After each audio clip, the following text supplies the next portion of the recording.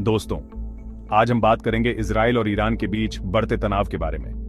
देखिए, इन दोनों देशों के बीच प्रॉब्लम कोई नई नहीं है। सालों से दोनों देश ऐसे ही एक अनऑफिशियल वॉर जैसे माहौल में हैं। लेकिन पिछले कुछ सालों में ये टेंशन बहुत ज्यादा बियाच गया है।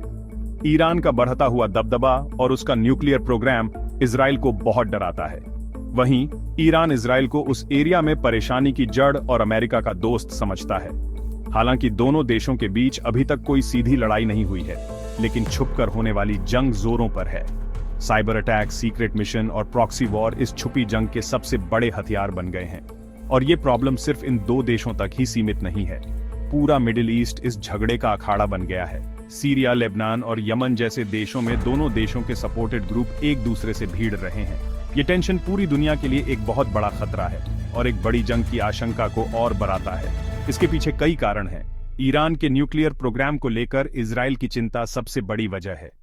इजराइल को डर है कि ईरान एटम बम बनाकर उसकी सुरक्षा को खतरा पैदा कर सकता है। दूसरी तरफ ईरान अपने न्यूक्लियर प्रोग्राम को शांति के लिए जरूरी बताता है। दोस्तों, अब बात करते हैं उन घटनाओं की जिन्होंने आग में घी का काम किया। साल 2021 में ओमान की खाड़ी में एक इजरायली शिप पर हुआ ड्रोन अटैक पूरी दुनिया के लिए एक शॉकिंग न्यूज थी। इस अटैक के लिए इजराइल ने सीधे तौर पर ईरान को जिम्मेदार ठहराया। ईरान ने इन इल्जामों को सिरे से नकार दिया, लेकिन इस घटना ने दोनों देशों के बीच तनाव को और बढ़ा दिया। इसके बाद सीरिया में इजरायली एयरफोर्स ने कई हमले किए, जिसमें कहा गया कि ईरान के ठिकानों को निशाना बनाया गया था। वहीं ईरान द्वारा समर्थित ग्रुप्स ने इजराइल पर रॉकेट अटैक तेज कर दिए। ये लड़ाई साइबर दुनिया में भी जोरों पर है। दोनों देशों पर एक दूसरे के इंपॉर्टेंट सिस्टम पर साइबर अटैक करने के आरोप लगते रहे हैं। साल 2022 में ईरान के न्यूक्लियर प्लांट नटांज में एक धमाका हुआ था, जिसे इजराइल द्वारा किया गया एक साइबर अटैक माना गया। इन घटनाओं से साफ पता चलता है कि इजराइल और ईरान के बीच का झगड़ा बहुत खतरनाक मोड़ ले चुका है। दोनों देश एक दूसरे को कमजोर करने के लिए कुछ भी करने को तैयार हैं, और ऐसा करके वो पूरी दुनिया की शांति को खतरे में डाल रहे हैं। चलिए अब थोड़ा पीछे चलते हैं और इनकी दुश्मनी की जड़ें खोजते हैं। साल 1979 में ईरान में हुई क्रांति ने दोनों देशों के रिश्तों को हमेशा के लिए बदल दिया। इससे पहले इजराइल और ईरान के बीच अच्छे संबंध थे, लेकिन इस्लामिक गणराज्य के बनने के बाद ईरान ने इजराइल को एक गैर कानूनी देश घोषित कर दिया और उसे अपने लिए खतरा मानने लगा। ईरान ने उन फलस्तीनी ग्रुप्स को सपोर्ट करना शुरू कर दिया जो इजराइल के खिलाफ लड़ रहे थे। 1980 के दशक में लेबनान में इजराइल और हिजबुल्लाह के बीच हुई लड़ाई में ईरान ने हिजबुल्लाह का साथ दिया। यह एक ऐसा मोड़ था जिसने दोनों देशों के बीच नफरत को और बढ़ा दिया। 1990 के दशक में ओस्लो शांति समझौते के दौरान दोनों देशों के बीच थोड़ी शांति आई थी, लेकिन 2000 के दशक की शुरुआत में दूसरा इंतिफादा शुरू होने के बाद तनाव फिर से बायच गया।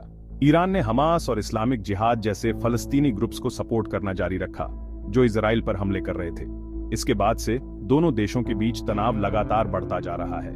ईरान का न्यूक्लियर प्रोग्राम इस तनाव का सबसे बड़ा कारण बन गया है। इजराइल ने कई बार चेतावनी दी है कि वो ईरान को एटम बम बनाने से रोकने के लिए कुछ भी करेगा। दोस्तों, इस झगड़े को समझने के लिए हमें दोनों देशों की सोच को समझना होगा। इजराइल के लिए ईरान एक बहुत बड़ा खतरा है। इजराइल का मानना है कि ईरान का परमाणु कार्यक्रम उसे खत्म करने के लिए है। ईरानी नेता कई बार इजराइल को मिटाने की बात कह चुके हैं और इजराइल इन धमकियों को हल्के में नहीं लेता। दूसरी तरफ ईरान का मानना है कि इजराइल एक गैर कानूनी देश है और पूरी दुनिया में परेशानी फैला रहा है। ईरान 1948 में इजराइल के बनने को गलत मानता है। ईरान का कहना है कि उसका परमाणु कार्यक्रम पूरी तरह से शांतिपूर्ण है और उसे सिर्फ बिजली बनाने के लिए इसकी जरूरत है। ईरान इजराइल पर अमेरिका का दोस्त होने का आरोप लगाता है और कहता है कि वो अमेरिका के इशारों पर नाचता है। दोनों देशों के बीच यही सबसे बड़ी प्रॉब्लम है कि वो एक दूसरे पर भरोसा नहीं करते। जब तक दोनों देश एक दूसरे की बात नहीं सुनेंगे, तब तक इस प्रॉब्लम का कोई हल नहीं निकलने वाला।